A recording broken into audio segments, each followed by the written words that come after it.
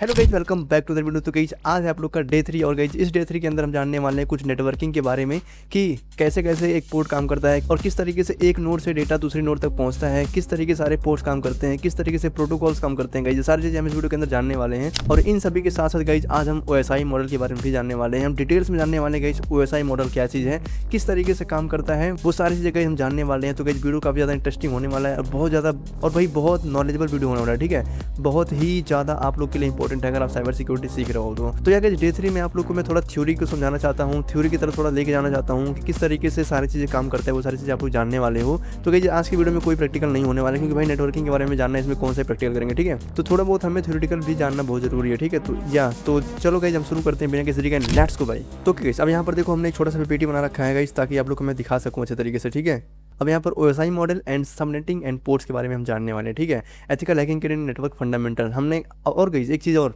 जो ये पीपीटी मैं आप लोग के लिए बनाया हूँ, आप लोग देखो यहाँ पर कितने डिटेल्स के साथ मैं आप लोग को समझाया हूँ यहाँ पर। और अच्छी बात तो ये है कि इन सभी चीज़ जो है वो इंग्लिश में लिखा गया है, इसमें इंग्लिश वाली कोई बात नहीं है कि जिसको इंग्लिश समझ में नहीं आता है तो वो नहीं ले सकता है। तो इसीलिए गाइस मैंने इंग्लिश में लिख रखा है, यानी हिंदी में मैंने लिख रखा है ताकि आप सभी लोग इसको पहचान सको और जान सको, अच्छी तरीके से सीख सको। ठीक है, ताकि कोई दिक्कत होने वाली बात नहीं। अब बहुत सारे ऐसे लोग हैं भाई जिसको इंग्लिश समझ में नहीं आता, जो थ्योरी चीज़ें होते हैं इंग्लिश में वो चीज़ें उतनी अच्छी तरीके से समझ में नहीं आता है। तो इसीलिए मैंने सोचा कि क्यों ना आप लोग के लिए इंग्लिश में कर दिया जाए। ठीक है, ताकि आप लोग इसको पढ़ सको और सीख सको। और गई ये पीपीटी आप लोग को मैं प्रोवाइड कर दूंगा, डिस्क्रिप्शन के अंदर आप लोग को लिंक मिल जाएगा, वहाँ से आप लोग इसको जाकर के देख सकते हो और डाउनलोड कर सकते हो। ठीक है, या OSI मॉडल के बारे में सबसे पहले हम जानने वाले हैं। सबसे पहले मैं आप लोगों को बता दूं कि आखिर OSI मॉडल होता क्या है। देखो आप एक मैसेज के तरीके से समझो। ठीक है, आप मान लो कि आप अगर व्हाट्सएप चला रहे हो, आप एक व्हाट्सएप चला रहे हो और आपका दोस्त भी व्हाट्सएप चला रहा है। ठीक है, अगर आप कोई टेक्स्ट करते हो, कोई मैसेज करते हो अपने दोस्त के लिए, जैसे हेलो या गुड मॉर्निंग कुछ भी मैसेज करते हो आप, तो वो मैसेज जो है कितने कितने लेयर से होकर के कैसे कैसे किस तरीके से आपके दोस्त के पास पहुंचेगा, वो सारी चीज़ें जो है वही डिफाइन करता है OSI मॉडल कि किस तरीके से एक टेक्स्ट जो है वो दूसरे लेयर में जाकर कर उसमें क्या हो रहा है, तीसरे लेयर में जाकर कर वो क्या कर रहा है, चौथे लेयर में क्या कर रहा है। कि सारे लेयर्स का अपना अपना एक स्पेसिफिक काम होता है और OSI मॉडल का हम बताएं तो इसमें 7 लेयर होते हैं, तो उन 7 लेयर का अपना एक स्पेसिफिक काम होता है। ठीक है, और ये दो सिस्टम के बीच कंप्यूटर को स्टैंडर्डाइज करता है। ठीक है, कि किस तरीके से सारी चीज़ें काम कर रहा है, वो सारी चीज़ें अगर आप लोग ऐसे अगर सोचते हो कि जो हम टेक्स्ट कर रहे हैं वो तुरंत उसके पास पहुंच जाता है, भाई ऐसा बिल्कुल भी नहीं है। ठीक है, अगर कोई टेक्स्ट कर रहा है तो उस टेक्स्ट करने के बाद यहाँ पर देखो कुछ इस तरीके से 7 लेयर दिए गए हैं, तो यही सारे लेयर से गुजर करके जाता है फिजिकल लेयर तक जो कि आप लोग का दोस्त होगा, तो सेम उसी तरीके से रिसीवर भी काम करेगा। ठीक है, तो यहाँ पर कुछ इस तरीके से 7th लेयर जो होते हैं यही सेम लेयर जो है आपके दोस्त के पास भी होगा। ठीक है, अब यहाँ पर अगर आप लोग कोई मैसेज सेंड करते हो तो यहाँ पर एप्लीकेशन लेयर में जाएगा, प्रेजेंटेशन लेयर में जाएगा, सेशन लेयर में जाएगा, ट्रांसपोर्ट लेयर में जाएगा, नेटवर्क लेयर में जाएगा, डेटा लिंक लेयर में जाएगा एंड यहाँ पर लास्ट फिजिकल लेयर में जाएगा। ठीक है, अब ये तो आप जब मैसेज भेजते हो तो ये चीज़ें इतने 7 स्टेप फॉलो होते हैं। अब अगर आपके दोस्त के पास जाता है तो यहीं से ऊपर जाता है। ठीक है, ऊपर होकर के आप लोग के दोस्त के पास पहुंचता है। जैसे अब यहाँ पर जैसे 1 लास्ट पर आया 1 नंबर, ठीक है, फिजिकल लेयर। अब आपके दोस्त के पास जो मैसेज आएगा वो फिजिकल लेयर से स्टार्ट होगा, जैसे फिजिकल लेयर में गया, डेटा लिंक लेयर में गया एंड नेटवर्किंग लेयर में गया, ट्रांसपोर्ट लेयर में गया, सेशन लेयर में गया, प्रेजेंटेशन लेयर में गया, एप्लीकेशन लेयर में गया। तो कुछ इस तरीके से जाकर के आपका डेटा रिसीव होता है। अब अभी मैं आप लोगों को बहुत अच्छी तरीके से समझाने वाला हूँ भाई कि किस तरीके से सारे डेटा काम कर रहा है। अगर हम डेटा को सेंड कर रहे हैं, कौन कौन सी चीज़ें से गुजर करके जा रहा है रिसीवर के पास। ठीक है, वो सारी चीज़ बहुत इंटरेस्टिंग होने वाला है, अभी आप लोग देखो।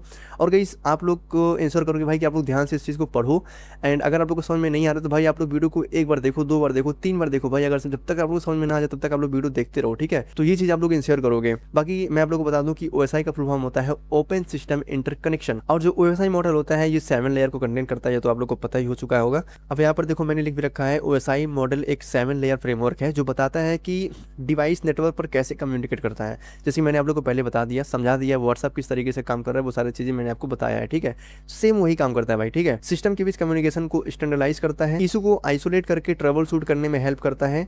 एथिकल हैकर्स के लिए ये की कॉन्सेप्ट है। ठीक है, अब जो हैकर होता है भाई, वो हैकर जो है इन सभी चीज़ों में से कहीं से भी डेटा ब्रेक कर सकता है। ठीक है, लेकिन अब वो इतना आसान में नहीं होता है। अब चलो मैं आप लोग को आगे समझाता हूँ। अब देखो गाइस मैंने इंग्लिश में इसको लिख रखा है, तो आप लोग इसको ध्यान दे देना और आप लोग डाउनलोड कर लेना और डाउनलोड करके इस PDF को रख सकते हो आप लोग लाइफ टाइम के लिए। आप लोग कभी भी इसको देख करके सीख सकते हो। ठीक है, तो यहाँ पर देखो कुछ इस तरीके से इसका डायग्राम होता है, तो आप इसको देख लेना। और भाई मैं तो ये चाहूँगा कि आप लोग एक नोट्स बना लो, अगर आप अपने अकॉर्डिंग नोट्स बनाओ, जैसे मैं यहाँ पर सिखा रहा हूँ अगर आप लोग को, तो अपने हिसाब से आप लोग नोट्स बनाओगे तो वो आप लोग के लिए बहुत बेनिफिट देगा, ठीक है। तो वो आप लोग इंश्योर करोगे। तो ओके गाइस, अब हम बढ़ते हैं नेक्स्ट स्लाइड की ओर। तो गाइस नेक्स्ट स्लाइड में आता है हमारा सबसे ऊपर वाला लेयर, हम इसको बोलते हैं सॉफ्टवेयर लेयर। हाँ, मैंने इसे बताना भूल गया, जो यहाँ पर देखो स्टार्टिंग का जो 3 लेयर है ना, यहाँ पर एप्लीकेशन लेयर, प्रेजेंटेशन लेयर और सेशन लेयर, ये 3 लेयर जो है ये सॉफ्टवेयर के अंदर आता है, ठीक है। और ये जो नीचे वाला और ये बीच वाला होता है, ये heart of the OSI model होता है। ये OSI मॉडल का एक हर्ट होता है, ठीक है, जहाँ से सारी चीज़ें होता है। तो अभी आप लोग को आगे समझ में आएगा कि किस तरीके से कैसे क्या हो रहा है। अब यहाँ पर जो 3 लेयर लास्ट वाला होता है, नीचे वाला, ये होता है हार्डवेयर लेयर, ठीक है। यहाँ पर सारे हार्डवेयर तरीके से ही काम करता है और हार्डवेयर चीज़ को यहाँ पर जरूरत पड़ती है, ठीक है। तो इसलिए इसको हार्डवेयर लेयर बोला जाता है नीचे यहाँ पर। और बीच वाला heart of the OSI model, and ये ऊपर वाला 3 सॉफ्टवेयर होता है, ठीक है। अब आगे चलो मैं आप लोग को अब हर एक लेयर को अच्छे तरीके से डिटेल्स में आप लोग को समझाने का ट्राई करता हूँ। तो अब गाइस यहाँ पर देखो हमने इंग्लिश में सब कुछ लिख रखा है, तो कि आप लोग को दिक्कत नहीं होने वाला है, ठीक है। बाकी यहाँ पर जो एप्लीकेशन लेयर होता है, इसको मैं आप लोग को एक बार पढ़ देता हूँ। ये क्या करता है, ये टॉप लेयर होता है जो यूजर एप्लीकेशन और नेटवर्क सर्विस प्रोवाइड करता है, ठीक है। Browser, email client, file transfer protocols, file transfer tool और APIs इस लेयर पर काम करते हैं। अब देखो, अब जो एप्लीकेशन लेयर होता है भाई, ये एक तरीके से आप लोग को GUI भी प्रोवाइड करता है, ठीक है, ग्राफिकल यूजर इंटरफेस भी प्रोवाइड करता है, जहाँ से एक यूजर इंटरेक्ट कर सकता है डायरेक्ट। तो अब जैसे कि मैं अगर व्हाट्सअप का फिर से एग्जाम्पल लूँ, तो अगर आप लोग व्हाट्सअप को ओपन करते हो, तो आप लोग का जो एप्लीकेशन लेयर है वो व्हाट्सअप बिल्कुल भी नहीं है, ठीक है। व्हाट्सअप कौन कौन सा ऐसा प्रोटोकॉल फॉलो कर रहा है, वो सारे प्रोटोकॉल्स जो है वो होता है एप्लीकेशन लेयर। तो आप लोग अगर ये सोच रहे हो कि जो एप्लीकेशन लेयर होता है ये GUI प्रोवाइड करता है, यानी हमारा जो क्रोम ब्राउजर हो गया, व्हाट्सअप हो गया, या फिर कोई इंस्टाग्राम हो गया, ये सारी चीज़ें आप लोग का एप्लीकेशन लेयर है, तो भाई ये बिल्कुल भी नहीं है, ठीक है। ये सभी प्लेटफॉर्म है, और ये प्लेटफॉर्म कौन से प्रोटोकॉल को फॉलो कर रहे हैं, वो प्रोटोकॉल एप्लीकेशन लेयर के अंदर आता है। जैसे HTTP आता है, HTTPS, SMTP, और ऐसे कई सारी चीज़ें हैं, FTP हो गया, ऐसे कई सारे प्रोटोकॉल्स हैं जो हम एप्लीकेशन लेयर के अंदर रखते हैं, ठीक है। अब यहाँ पर देखो की प्रोटोकॉल जो हैं HTTP, HTTPS, FTP, SMTP, DNS, SSH, REST, APIs, ये सारी चीज़ें जो हैं एप्लीकेशन लेयर के अंदर आता है। तो यहाँ पर एक रियल लाइफ एग्जांपल के साथ मैं आप लोग को समझाना चाहता हूँ। जैसे कि अगर आप लोग किसी वेबसाइट को सर्च करने जा रहे हो, ठीक है, जैसे google.com अगर आप लोग सर्च करने जा रहे हो, तो उसका जो डोमेन नेम होता है, जो google.com होता है, इसके पीछे कई सारे ऐसे DNS काम कर रहे होते हैं, ठीक है। तो वो जो DNS है, उसी DNS के अंदर हमारा जो प्रोटोकॉल होता है वो छिपा होता है। जैसे अगर आप लोग सर्च करोगे google.com, एंटर करोगे, तो वहाँ पर आप लोग की सर्च बार में लिख करके आएगा HTTPS, तो वही हमारा होता है एप्लीकेशन लेयर। अब यहाँ पर HTTP भी होता है और HTTPS भी होता है।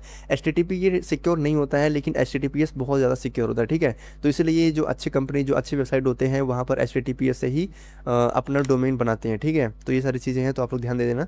अब हम बात करते हैं प्रेजेंटेशन लेयर की। तो ओके गाइस, अब यहाँ बात करते हैं सेकंड नंबर की, जो है प्रेजेंटेशन लेयर। अब जो प्रेजेंटेशन लेयर के अंदर अगर हम बात करें, तो ये लेयर डेटा को ऐसे फॉर्मेट में कन्वर्ट करता है जो सेंडर और रिसीवर दोनों समझ सकें। डेटा एनकोडिंग, इंक्रिप्शन, डिक्रिप्शन और कंप्रेशन और ट्रांसलेशन यही होती है, ठीक है। जैसे अब ये डेटा एनकोडिंग डिकोडिंग का क्या मतलब है, सबसे पहले जो डेटा भेजता है, अब मान लो कि आप हो, ठीक है। अब देखो यहाँ पर व्हाट्सअप का एग्जांपल आप लोग समझते चलना, ठीक है। अगर आप लोग अपने दोस्त के पास मैसेज कर रहे हो हे, ठीक है, तो वो डेटा जो एप्लीकेशन लेयर से प्रेजेंटेशन लेयर के अंदर आता है, तो वहाँ पर उस डेटा में चेंज होता है। अब वो जो डेटा होता है वहाँ पर ह्यूमन रीडेबल होता है। अगर आप लोग लिखे हो हे, तो वो ह्यूमन रीडेबल होता है, लेकिन वो कंप्यूटर नहीं समझ सकता कि वो कौन सा लैंग्वेज लिखा गया है, ठीक है। तो इसीलिए उस टेक्स्ट को जो है वो कन्वर्ट करता है बाइनरी कोड में, यानी उसको एनकोड करता है। इसी को हम बोलते हैं डेटा एनकोडिंग, यानी कि हमारा जो ह्यूमन रीडेबल कोड होता है, ह्यूमन रीडेबल लैंग्वेज होता है, उसको हम बाइनरी नंबर में अगर कन्वर्ट कर देते हैं, तो वो हो जाता है डेटा एनकोडिंग। जब डेटा एनकोडिंग होता है, तो वो ऐसा टेक्स्ट बन जाता है, ऐसा डेटा बन जाता है जो कंप्यूटर समझ सकता है, ठीक है। अब उसके अकॉर्डिंग वो कंप्यूटर अपने हिसाब से काम कर सकता है उसमें। अब उसके बाद यहाँ पर इंक्रिप्शन भी होता है। अब इंक्रिप्शन इसलिए होता है, उस डेटा को एक ऐसे फॉर्मेट में कन्वर्ट कर दिया जाता है ताकि दूसरा कोई रीड ना कर सके, ठीक है। अब बीच में अगर कोई हैकर आ रहा है, तो वो हैकर रीड नहीं कर सकता कि वो डेटा कौन से फॉर्मेट था। वो इंक्रिप्शन क्या करता है, डेटा को बिल्कुल भाई चेंज कर देता है, दूसरे फॉर्मेट में कर देता है, ठीक है। तो अब जब दूसरे फॉर्मेट में डेटा कन्वर्ट हो जाता है, तो ऐसे केस में क्या होता है कि कोई इसको समझ नहीं पाता है, जिससे कि डेटा हमारा प्रोटेक्ट भी हो जाता है, हैकर से प्रोटेक्ट हो जाता है, और कई सारी चीज़ों से जो इलीगल तरीके से काम ना कर सके उन सभी से प्रोटेक्ट हो जाता है, ठीक है। तो ये सारी चीज़ें हैं। अब सेम इस तरीके से डेटा कंप्रेशन भी होता है। डेटा कंप्रेशन का मतलब ये है कि उन सभी चीज़ों को एक छोटे छोटे पार्ट में डिवाइड कर देना, ठीक है, वो डेटा कंप्रेशन के अंदर आ जाता है। तो आई थिंक आज आप लोग को समझ में आ रहा होगा कि मैं क्या कह रहा हूँ। एंड अब यहाँ पर देखो इसके अंदर कौन कौन से प्रोटोकॉल, अब जैसे SSL हो गया, TLS हो गया, data encoding character set conversion comparison and serialization deserialization, ये सारी चीज़ें इसमें होता है, तो आप इसको ध्यान दे देना। अब यहाँ पर कुछ रियल वर्ल्ड एग्जांपल है, ब्राउजर से सर्वर के बीच encryption, HTTPS connection, PDF image formatting handling या कंप्रेस्ड फाइल ट्रांसफर, ये सारी चीज़ें यहाँ पर मतलब होता है। तो आप इसको ध्यान से देख लेना और पढ़ लेना अच्छे तरीके से। बाकी अगर मैं सेशन लेयर के बारे में बात करूँ भाई, तो सेशन लेयर यहाँ पर क्या होता है, सेशन लेयर ये लेयर दो सिस्टम के एप्लीकेशन के बीच सेशन स्टेब्लिश, मेंटेन और टर्मिनेट करती है, ठीक है। सिंपल वर्ड्स में ये कम्युनिकेशन और ऑन गोइंग कन्वर्जन की तरह कंट्रोल करती है। अब भाई आप लोग सेशन लेयर को ध्यान से समझना, ध्यान से कि किस तरीके से सेशन लेयर काम कर रहा है। देखो, अब जब अगर आप लोग डेटा को शेयर किए हो, जब आप लोग मैसेज सेंड किए हो है लिख करके, तो सबसे पहले कहाँ गया था, एप्लीकेशन लेयर से प्रेजेंटेशन लेयर के अंदर आया, उसके बाद सेशन लेयर के अंदर आया। अब यहाँ पर सेशन लेयर ये करता है कि जो दो डिवाइस है, ठीक है, एक आपको एक आपका दोस्त का फ़ोन है, ठीक है, इन दोनों डिवाइस के बीच में एक सेशन क्रिएट हो जाता है, ठीक है। सेशन क्रिएट तब तक हो जाता है जब तक आपका भेजा गया डेटा है इसके पास कंप्लीटली पहुँच ना जाए, तब तक ये बीच में सेशन क्रिएट रहता है, ठीक है, ताकि अगर कोई भी डेटा बीच में छूट जाता है तो वो फिर से वहीं से ट्रांसफ़र हो सके, ठीक है। तो इसीलिए सेशन क्रिएट होता है। तो आई होप कि आप लोग समझ रहे होगे कि मैं क्या कहना चाहता हूँ। सेशन लेयर जो होता है ये दोनों डिवाइस के बीच में एक सेशन क्रिएट करता है जब तक डेटा कंप्लीटली दूसरे डिवाइस के अंदर पहुंच ना जाए, ठीक है। तो अब सेशन लेयर का काम सिर्फ सेशन क्रिएट करना नहीं होता है, बल्कि ये भी चेक करता है कि ऑथेंटिकेशन और ऑथराइजेशन, आईडी पासवर्ड का भी यूज़ करता है। कई जगह ऐसा होता है जहाँ पे आप लोग को एन्क्रिप्शन देखने को मिलेगा, लाइक उसमें ऑथेंटिकेशन लगा होता है, ऑथराइजेशन सब कुछ मतलब क्लियर करना पड़ता है। तो अगर सेशन क्रिएट करने के लिए अगर वहाँ पर ऑथेंटिकेशन की ज़रूरत पड़ रही है तो आप लोग को आईडी पासवर्ड भी देना पड़ सकता है, ठीक है। आज जब आप आईडी पासवर्ड दोगे, आईडी पासवर्ड मैच होगा, तभी उसके बाद दोनों के बीच सेशन क्रिएट होगा। तो इस तरीके से भी कुछ काम करता है। तो सेशन लेयर क्या करता है, ये आपको ऑथराइजेशन ऑथेंटिकेशन प्रोवाइड करता है, साथ ही एक सेशन क्रिएट करता है, ठीक है। ये एक तरीके से बस ऐसे ऊपर बस ये तीन चीज़ आप लोग ध्यान रख लो। यहाँ पर देखो कि प्रोटोकॉल्स में लिखा गया है सेशन इस्टेब्लिशिंग, कुछ इस तरीके से है, तो आप इसको पढ़ सकते हो। यहाँ पर देखो कीप अलाइव और चेक पॉइंटिंग, रिकनेक्शन और session tear down, authentication and management, authentication state management, तो ये सारी चीज़ें हैं, आप लोग इसको ध्यान दे देना।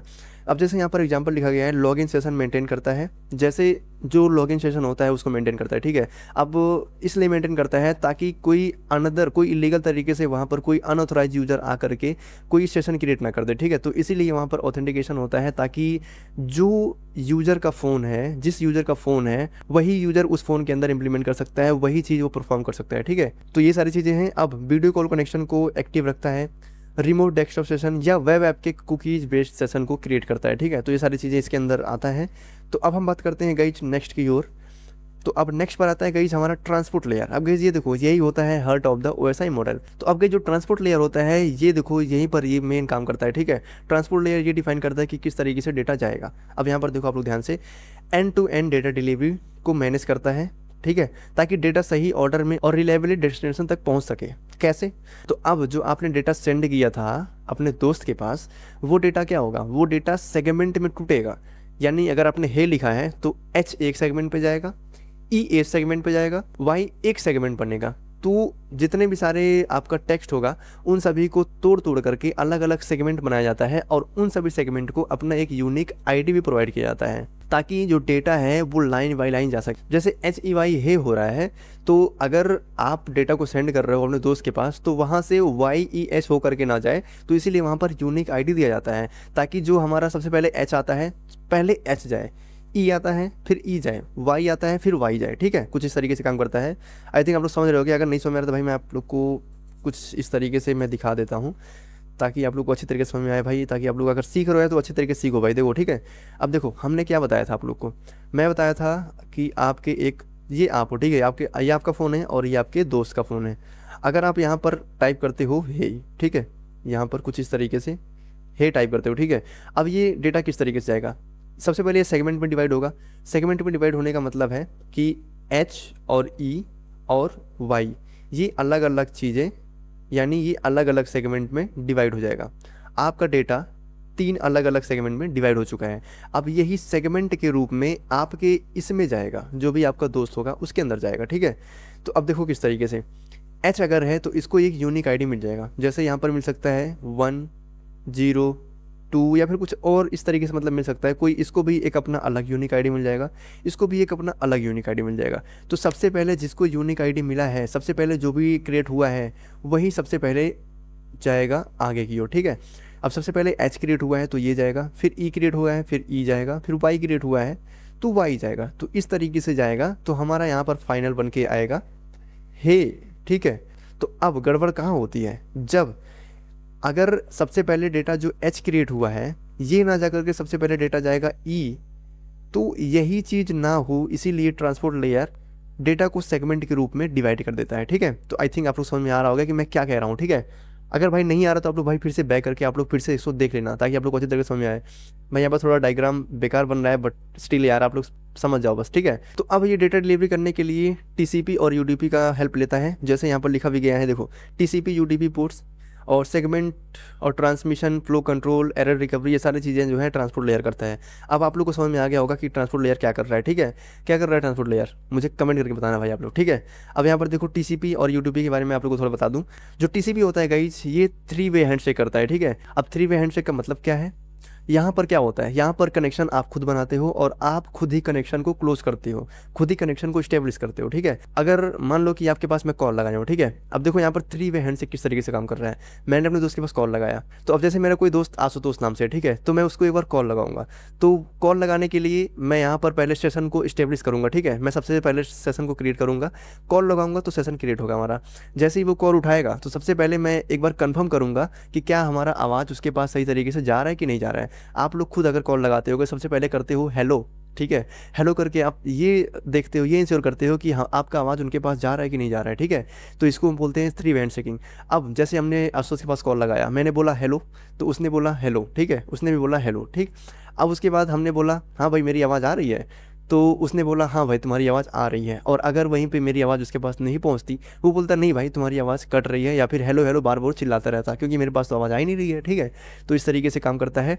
तो जब हम आपस में एक बात को कंफर्म कर लेंगे कि हाँ भाई मेरी आवाज़ तुम्हारे पास जा रही है, तुम्हारी आवाज़ हमारे पास आ रही है, तब हम आगे की बात को स्टार्ट करते हैं, ठीक है। ये कहीं ना कहीं आप लोग डेली लाइफ में यूज़ करते भी हो, हेलो हेलो डेली करते होगे, ठीक है। कॉल लगा के पहले आप लोग कनेक्शन स्टेब्लिश करते हो, उसके बाद आप लोग हेलो बोल के 3 वे हैंडशेक करते हो ताकि आप लोग का कनेक्शन बना रहे, कि ऐसा ना हो कि कनेक्शन बीच में टूट रहा है और आप यहाँ पर चिल्ला रहे हो और वहाँ पर कोई आवाज़ नहीं जा रहा, ठीक है।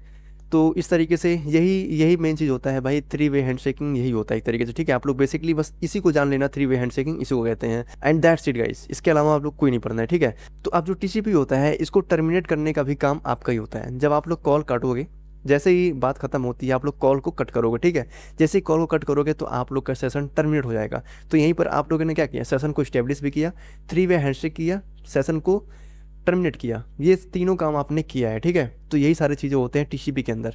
अब इसी तरीके से यूडीपी होता है। यूडीपी के अंदर एक जो मेन डिफरेंस है वो ये होता है कि इसमें कनेक्शन आप नहीं बनाते हो।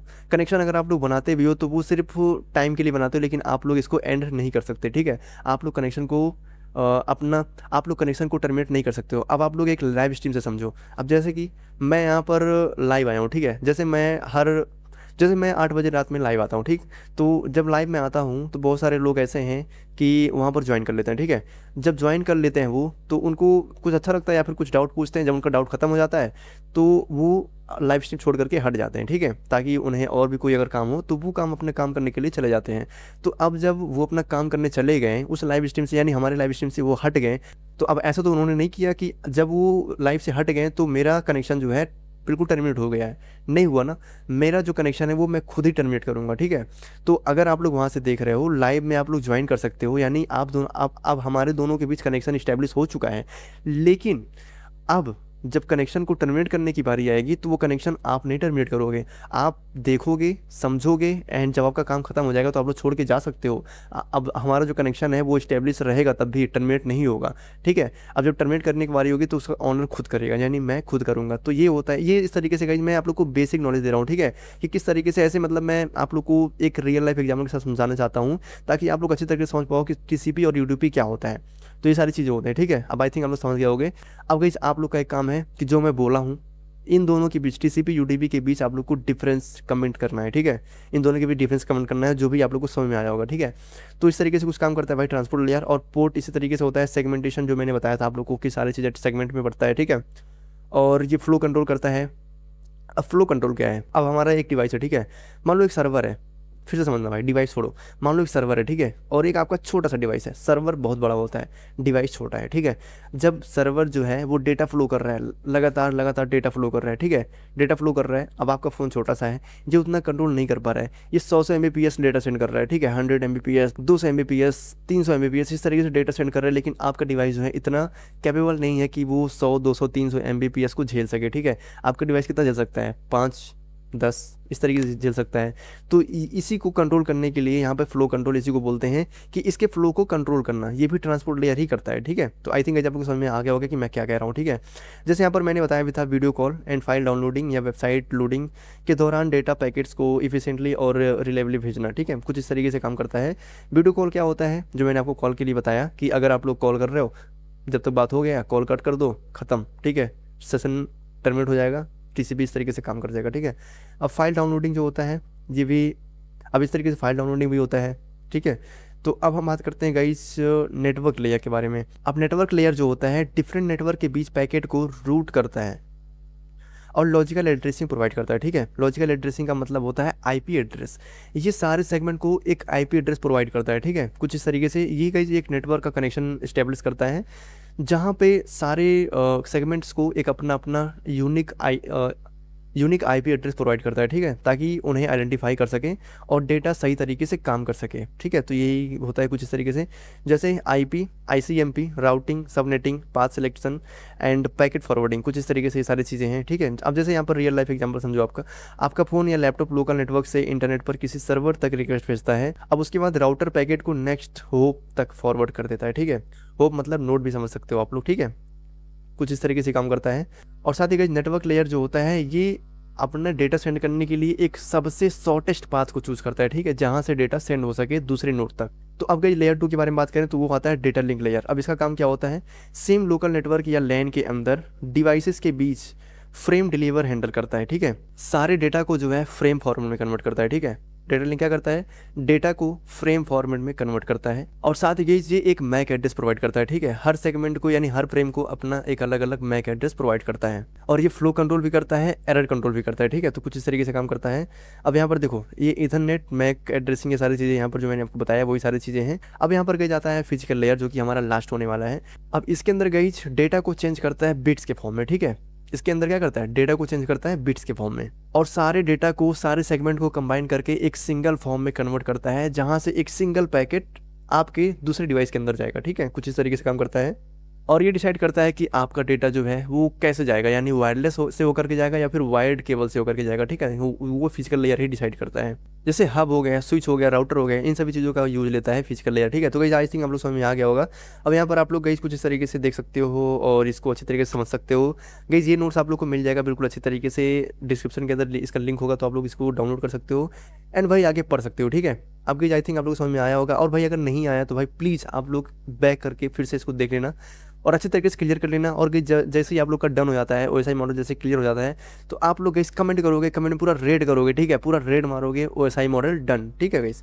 भाई बहुत सारे लोग ऐसे होते हैं भाई जिनको ओएसआई मॉडल समझ में ही नहीं आता है, इतना वो पढ़ते हैं लेकिन उन्हें समझ में नहीं आता है। लेकिन गाइस मैंने बहुत अच्छी तरीके से, मैं बहुत शॉर्ट में और बहुत ही सुटेबल तरीके से मैं समझाने का प्रयास किया हूँ और एकदम सटीक आंसर के साथ मैं आप लोग को समझाने का ट्राई किया हूँ, ठीक है। तो इसलिए गाइस आप लोग को ध्यान देना होगा।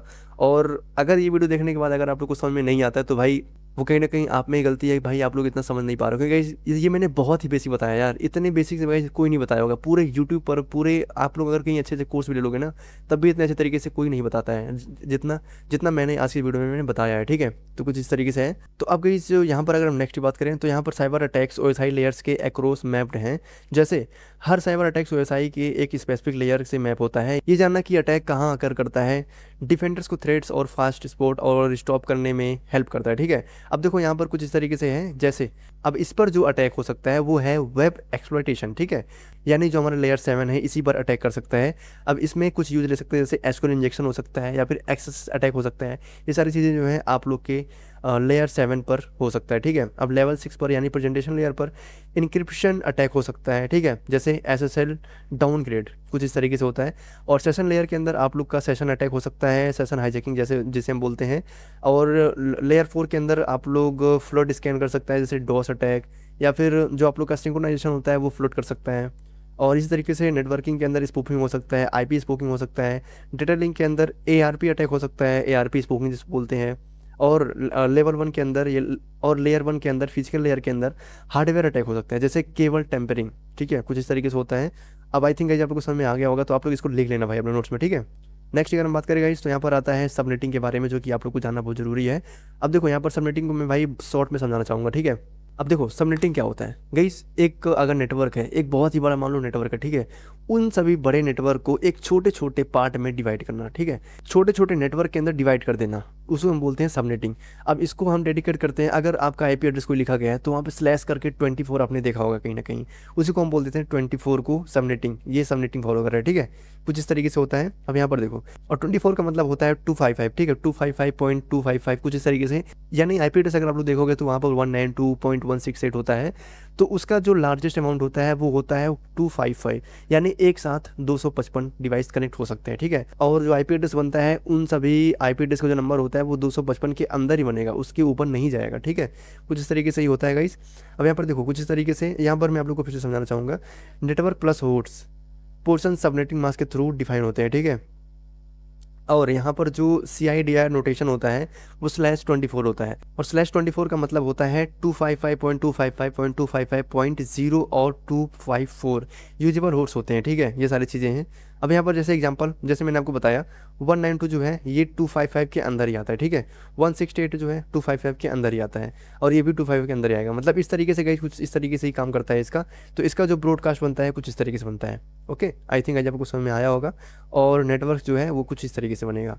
ठीक है गाइस, तो आई थिंक आज आपको समझ में आ गया। अब यहाँ पर इसका डेफिनेशन मैंने लिख रखा है, एक बड़ी नेटवर्क को छोटे सेगमेंट में स्प्लिट करना, बेटर सिक्योरिटी, परफॉर्मेंस और आईपी यूज़ के लिए। ये सारी चीज़ें जो है कौन प्रोवाइड करता है? सबनेटिंग प्रोवाइड करता है। ठीक है गाइस, अब यहाँ पर हम नेक्स्ट की बात करें तो सबनेटिंग फॉर पेन टेस्टर। अब यहाँ पर पेन टेस्टिंग के अंदर किस तरीके से सबनेटिंग काम आ सकता है, देखो ये हमारा एक नेटवर्क हो गया। ठीक है, यहाँ पर ध्यान से भाई आप लोग समझना, जो हमारा बड़ा वाला नेटवर्क है, यहाँ पर देखो, यहाँ पर मैंने लिख रखा है नेटवर्क, कुछ इस तरीके से नेटवर्क, ये जो बड़ा वाला नेटवर्क है ये कुछ इस तरीके से छोटे छोटे पार्ट में डिवाइड हुआ है। देखो छोटे छोटे नेटवर्क के अंदर डिवाइड हुआ है, जैसे ABCD, कुछ इस तरीके से ये डिवाइड हुआ है।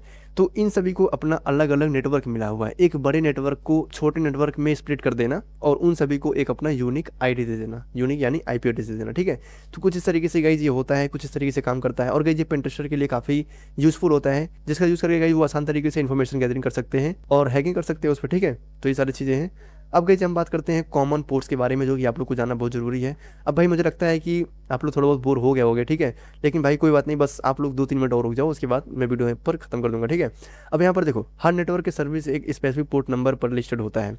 जैसे पेनटेस्टर इस सर्विस को आइडेंटिफाई करने और अटैक प्रायोरिटाइज करने के लिए यूज़ करते हैं। जैसे गाइस देखो बहुत सारे ऐसे पोर्ट्स होते हैं, बहुत सारे प्रोटोकॉल्स होते हैं, उन सभी प्रोटोकॉल्स का एक अपना स्पेसिफिक पोर्ट होता है जिस पर वो रन करते हैं। ठीक है, तो अब बहुत सारे लोग को पता होगा कि आखिर पोर्ट क्या होता है, बहुत सारे लोग को पता होगा कि प्रोटोकॉल क्या होता है, बहुत सारे लोग को पता ही नहीं होगा कि प्रोटोकॉल और पोर्ट्स क्या होते हैं। ठीक है, तो अब जैसे मैं आप लोग को थोड़ा बेसिक आइडिया दे दूँ कि आखिर पोर्ट क्या होता है। देखो गाइस, पोर्ट जो होता है ये एक तरीके से एक अपना स्पेसिफिक नंबर होता है जिसके अंदर कोई स्पेसिफिक काम हो रहा है। ठीक है, अगर मान लो अगर मैं आप लोग को रियल लाइफ एग्जांपल समझाना चाहूँ, अगर आप लोग पोर्ट खोजना चाह रहे हो, ठीक है, तो आप लोग किसी बिल्डिंग के अंदर जाओगे। ठीक है, कोई एक बहुत बड़ा बिल्डिंग है, और मान लो देखो फिर से समझना आप लोग, तो अब देखो, अब यहाँ पर तो आप लोग देखो भाई, यहाँ पर मैं रियल लाइफ एग्जांपल के साथ समझाना चाहूँगा आप लोग को। अब जैसे मान लो कि अगर आप लोग का हॉस्टल है, ठीक है, हॉस्टल के अंदर बहुत सारे रूम है, उसमें से आप लोग का एक कोई स्पेसिफिक रूम होगा, जैसे टॉप 30 हो गया, मतलब टॉप फ्लोर का 30 नंबर, या टॉप फ्लोर का 40 नंबर, या फर्स्ट फ्लोर का 3 नंबर हो सकता है, मतलब कुछ भी हो सकता है। तो एक तरीके से ये जानो कि बहुत सारे जो बिल्डिंग हो गए, यानी जो आपका हॉस्टल हो गया वो क्या हो गया, वो एक नेटवर्क हो गया। ठीक है, और उन नेटवर्क के अंदर जो आपका रूम बने हुए हैं, सारे अलग अलग चीज़ों का रूम, जैसे फर्स्ट फ्लोर है, सेकंड फ्लोर है, थर्ड फ्लोर, टॉप फ्लोर, कुछ इस तरीके से है। तो वो रूम आप लोग समझो एक पोर्ट की तरह काम करता है। ठीक है, उस पोर्ट के अंदर आप रह रहे हो, और जो मान लो मैंने एफ का मतलब है फर्स्ट। ठीक है, अगर F3 में आप रह रहे हो तो आपका दोस्त जो है वो F5 में रह रहा है। ठीक है, आपके दोस्त का नाम राहुल है, तो राहुल कौन से रूम में रह रहा है? F5 में रह रहा है। आपका नाम अगर अनंत है तो अनंत आप F3 में रह रहे हो, ठीक है, तो कुछ इस तरीके से आपका एक एड्रेस दिखा दिया गया है, आपका एक पोर्ट हो गया है कि अगर हम F3 के अंदर जाएंगे तो हम अनंत से ज़रूर मिलेंगे, ठीक है, अगर हम F5 के अंदर जाएंगे तो वहाँ पे राहुल से ज़रूर मिलेंगे, ठीक है, तो कुछ इस तरीके से होता है। तो सेम इस तरीके से गाइस, इसी तरीके से जो पोर्ट नंबर होता है वो प्रोटोकॉल का एक स्पेसिफिक नंबर होता है। जैसे FTP जो होता है, FTP प्रोटोकॉल जो होता है, ये इसका स्पेसिफिक नंबर होता है 20 और 21, ठीक है। तो अगर आप लोग 20 और 21 पोर्ट के अंदर जाएंगे तो आप लोग FTP से ज़रूर मिलेंगे, ठीक है, तो यही इसका काम होता है, फाइल ट्रांसफर करना। अब यहाँ पर SSH जो होता है वो 22, इसका पोर्ट नंबर 22 होता है। अगर आप लोग 22 पोर्ट नंबर को स्कैन करोगे तो आप लोग SSH को ही स्कैन कर रहे होगे, ठीक है। यहाँ पर ये सिक्योर रिमोट लॉगिन ये प्रोवाइड करता है, ठीक है। अब यहाँ पर देखो 23 टेलनेट देता है, 53 DNS देता है, और 80 जो होता है ये HTTP इंश्योर करता है, ठीक है। 80 पोर्ट जो है ये HTTP ही प्रोवाइड करता है। अब यहाँ पर 443 होता है जो HTTPS होता है, ठीक है। और इसी तरीके से यहाँ पर 3306 जो MySQL होता है, 3389 भी होता है। कुछ इस तरीके से guys बहुत सारे पोर्ट्स हैं यार, मैं आप लोग को आगे आने वाली वीडियो में मैं और भी पोर्ट्स के बारे में बताऊंगा आप लोग को। अब जैसे अब जो प्रोटोकॉल्स होते हैं गाइज एक तरीके से सेट ऑफ रूल होते हैं, ठीक है, कि एक स्पेसिफिक काम ही परफॉर्म करेगा वो। जैसे जो FTP होता है ये सिर्फ फाइल ट्रांसफ़र करने के लिए काम आ सकता है। आप लोग वीडियो ट्रांसफ़र करो, फाइल ट्रांसफ़र करो, वीडियो ऑडियो, मतलब इस तरीके से कोई भी अगर डेटा ट्रांसफ़र करने हो गया तो ये डेटा ट्रांसफ़र करने के लिए इंश्योर करता है। अब जो हमारा ये HTTP मान लो हो गया तो ये वेब को एक्सेस करने के लिए इंश्योर करता है, लेकिन ये सिक्योरिटी प्रोवाइड नहीं करता है। यहाँ पर HTTPS जो होता है ये सिक्योरिटी प्रोवाइड करता है प्लस वेब एक्सेसिंग करवाता है, ठीक है, तो कुछ इस तरीके से काम करता है। एंड गाइस अगर हम नेक्स्ट की बात करें तो यहाँ पर आता है पेन टेस्टिंग। तो भाई यहाँ पर आप लोग थोड़ा बहुत देख लेना क्या है ये, बाकी आप लोग को मिल जाएगा वीडियो। एंड गाइस अगर आप लोग को मैं फिर से कह रहा हूँ नहीं समझ में आया तो भाई आप लोग फिर से देख लेना वीडियो को, ताकि आप लोग को अच्छी तरीके से समझ में आ जाए। गाइस इतनी आसान तरीके से और इतना ईजी वे में कोई नहीं बताया होगा भाई, कोई नहीं बताता, ठीक है। इसलिए गाइस अगर आप लोग को ये रिसोर्स मिल रहा है तो भाई आप लोग इस चीज़ का यूटिलाइज़ करो और अच्छी तरीके से सीखो। देखो भाई देखो आप लोग सोच रहे होगे कि भाई ये तो बता रहा था कि प्रैक्टिकल ज़्यादा होगा लेकिन थ्योरी कम होगा, इसमें तो पूरा थ्योरी हो गया। कहीं नेटवर्किंग जो होता है इसके अंदर थ्योरी आप लोग को पढ़ना बहुत ज़रूरी है, ठीक है, क्योंकि नेटवर्किंग के अंदर थ्योरी ही काम आता है। इसमें नेटवर्किंग के अंदर आप कौन सा ही प्रैक्टिकल करोगे यार। अब यही हो सके मतलब 2-3 वीडियो लगातार, 2-3 वीडियो नहीं, लेकिन पूरे हैकिंग जर्नी में 3-4 वीडियो ही ऐसा रहेगा जो थ्योरी पर आएगा, ठीक है, जो पूरा थ्योरी पर ही बेस्ड होगा, ठीक है। तो इसलिए आपको थ्योरी भी पढ़ना ज़रूरी है। अब जैसे नेटवर्किंग क्या होता है, पोर्ट क्या होता है, प्रोटोकॉल्स क्या होता है, किस तरीके से काम करता है, TCP क्या होता है, UDP क्या होता है, OSI मॉडल क्या होता है, ये सारी चीज़ें आप लोगों को तो पढ़ना जरूरी है ना। तो कुछ इस तरीके से हमने बताया है। अब यहाँ पर देखो हमने क्या क्या कवर किया, OSI मॉडल कवर किया, सबनेटिंग कवर किया, पोर्ट एंड सर्विसेज को कवर किया। एंड गाइस अगर आप लोग को कुछ समझ में नहीं आया है तो आप लोग मुझे DM कर सकते हो इंस्टाग्राम पर। एंड गाइस आप लोग मेरे टेलीग्राम को और व्हाट्सअप को भी ज्वाइन कर सकते हो ताकि आप लोग को सारा अपडेट मिलता रहे। एंड गाइस मैं इंस्टाग्राम पर एंड गाइस मैं कुछ ऐसे हैकिंग के वीडियोज़ में डालता रहता हूँ टेलीग्राम पर, तो आप लोग वहाँ पर ज्वाइन कर लेना ताकि आप लोग भी वहाँ पर वीडियो देख सको वो सारी चीज़ें जो है, ठीक है। तो अब गाइस मुझे लगता है कि काफ़ी सारे बातचीत और काफ़ी सारे पढ़ाई हो चुके हैं, तो गाइस आप लोग भी जाओ रेस्ट करो एंड इसको अच्छे तरीके से नोट्स बना लेना ताकि इन फ्यूचर काम आ सके। एंड भाई वीडियो पसंद है, वीडियो को लाइक तो करना ही है, ठीक है, सब्सक्राइब तो और भी करना है, सब्सक्राइब करके जाना भाई। वीडियो पसंद है वीडियो को लाइक कर देना। एंड आज के लिए बस मिलते किसी और वीडियो से, पढ़ते रहो, जय हिंद, जय भारत।